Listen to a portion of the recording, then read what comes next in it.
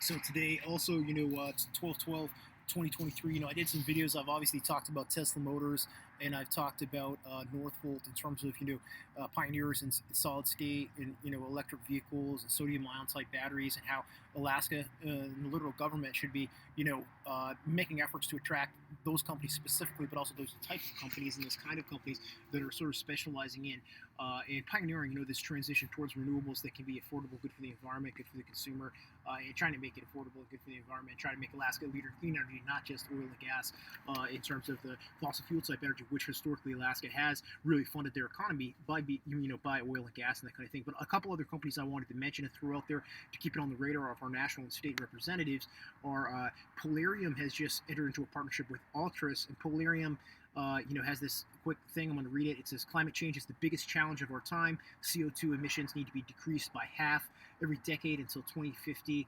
In order to reach net zero, we need to move from 80% fossil dependence to 90% renewables in the next 20, 30 years. And storing renewable energy so that it can be used not only when produced, but when it's needed is one of the greatest barriers to the clean energy transition.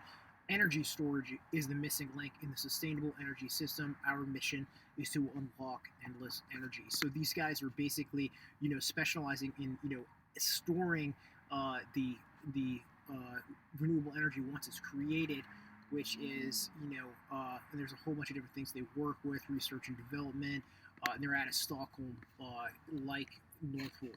So another one, Altris and Poland, and Altris is another one doing the sodium-ion batteries in addition to Northvolt. So clearly, these type of businesses and companies government needs to specifically work to attract those entrepreneurs, and those, and also just like on the grassroots level, in terms of the actual Alaska college students and that kind of thing, we should be exposing our college students to these type of companies and these type of entrepreneurs so that our guys can create something similar or something better and become inspired and to do this on our own soil in our own way, and not just try to transplant those